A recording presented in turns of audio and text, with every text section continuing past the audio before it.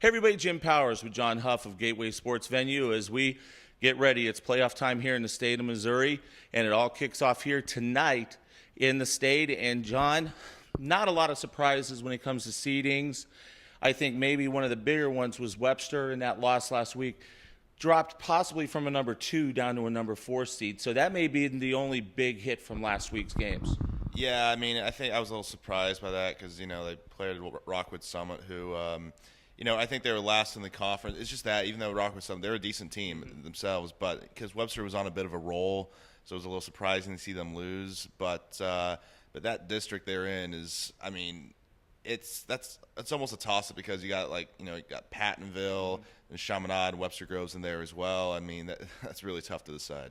Well, last week we'll go to Class 6, and me and you both saw probably one of the most entertaining games that we've seen in the St. Louis area in an awfully long time, CBC Vianney. And, I think that game boiled down to a stretch in the third quarter where Tiani Harris went down with cramps, and it just seemed like they just couldn't get their footing offensively from that point. Yeah, I mean, Vianney, they were doing so well up to that point. I mean, that was one of the closest times, CBC has lost a game at home, but then their offense, led by Brett Gabbard and Cameron Brown, they just came alive. And I remember, even late in the game when they kind of had the game under control, it's like I saw Gabbard just kind of going okay, let's go, even if after an incomplete pass, because he just wanted to keep the momentum going.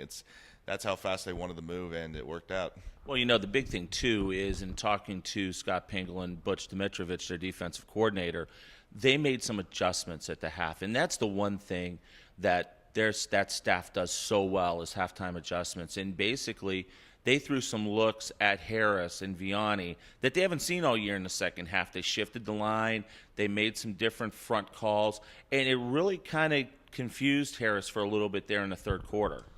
Yeah, I mean, CBC, for all the athletes they have, they got a really good defensive line. And most of them are going to be back next year, too. So they're going to be solid there. But, I mean, yeah, and, that Vianney, that's going to be the toughest game that they're going to play all season long, I guarantee you.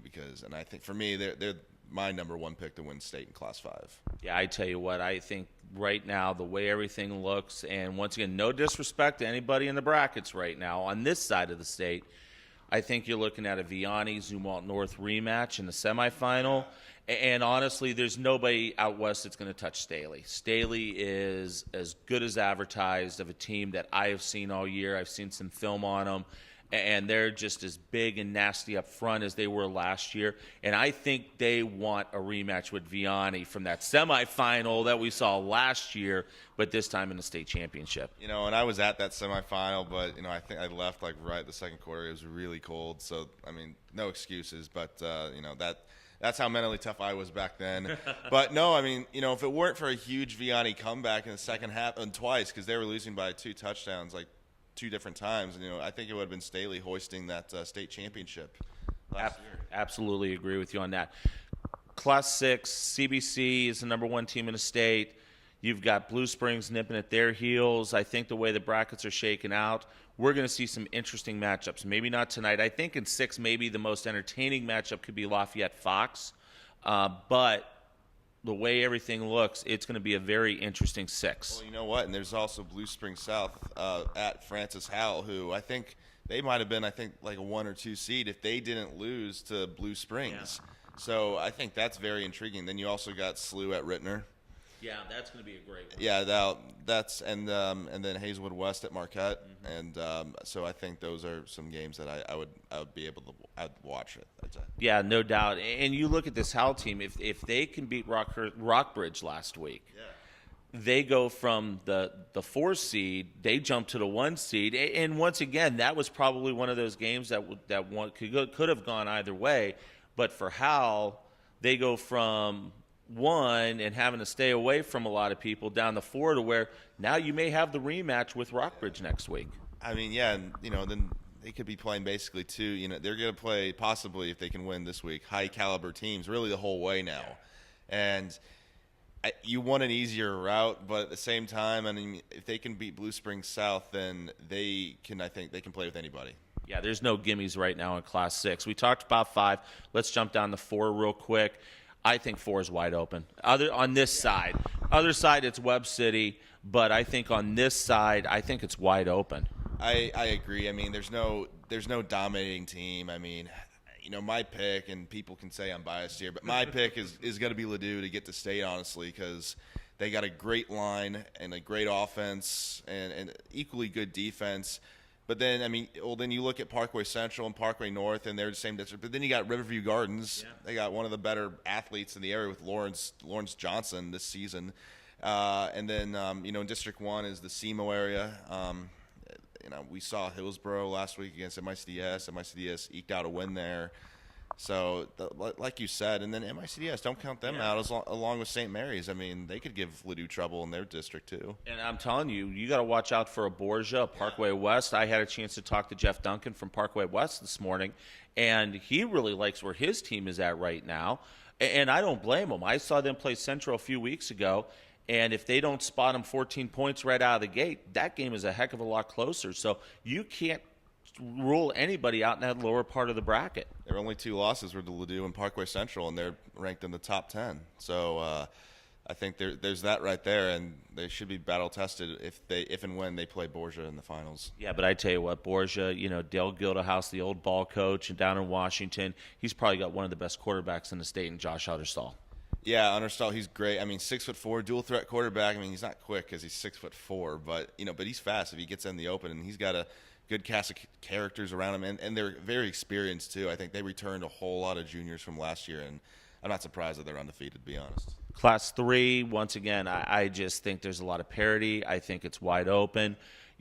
Talking to Howard Brown on Monday night on our Prep Sports Hour on 550 KTRS, he really likes where they're at right now. Yeah, I mean, I think they're a clear favorite, McClure South Berkeley, but I mean, they haven't had the best of schedules, right, and they've only played 7 games, and a lot of them have been blowouts. So, but they're going to play. They're definitely going to play a team that's really going to challenge them. Whether it could be St. Charles West, Lutheran St. Charles, Orchard Farm, Soldan maybe. That's going to be an interesting one. I mean, I'm not completely sure in that district, but I'm going with Berkeley, of course. Right, and they've just got such a great quarterback in Johnny Willis. He just does so many really, really nice. He's only thrown 1 pick this year, and when talking to him, he remembers the play, he remembers the call, he remembers I should have never thrown that ball. I mean, just a great young man, and he's really done a great job running that offense. He's done a tremendous job this year. I mean, I don't care what level you're at. Throwing 1 interception for a season, that's really hard to do. Yeah, no doubt. And the fact that he remembers it like it's a traumatic experience, I think, kind of tells you how committed he is, too. Absolutely. In Class 2, we all know the drill. It's already set up. It's all ready to go. Just got to win a couple games to get to it. But Trinity Lutheran North on this side, Lamar's on this side. You're looking at a semifinal if everything shakes to where you're going to have Trinity or Lutheran North taking on Lamar in the semi. I wish it was the finals, but we got to deal with what you got to do. And but man, I mean, Lutheran North versus Trinity, if it gets there, obviously, that's going to be amazing. I mean, the media is going to be there. I can already picture it. Oh yeah. And it's pretty cool because Lutheran North, they have their lights now. I mean, it can be a Friday night game, and kind of a contrast to styles because Lutheran North, I mean, they're a run heavy team now. And because they got, I mean, like Jack Buford, I mean, he's been offered by some big schools recently, and a couple other linemen for Lutheran North as well. I mean, we already know that Trinity has almost like half their roster is offered by Division I schools. So you're going to have a lot of D1 talent on the field and on the sidelines, and a lot of coaches in the stands probably watching. No doubt about it. So we'll be covering it wall to wall for you on Gateway Sports Venue, also on the High School Sports Caravan website, and also on the high school page on the Big 550 KTRS website, which we'll have all the brackets posted for you. We'll have a lot of interviews over the next couple weeks. Make sure you join me at 6:30 every Friday night now from between now and basketball season on the High School Sports Caravan preview show. Tonight we'll have a chance to sit down with Jeff Duncan. We taped that interview earlier this morning, and just some great insight from the 8-year head coach over at Parkway West. For John, I'm Jim Powers. Thanks so much for tuning in to our weekly visit, and we'll be back here next week. You'll be able to find it on Gateway Sports Venue's website, also on the Caravan, and also on the Big 550 KTRS. Have a great week, everybody.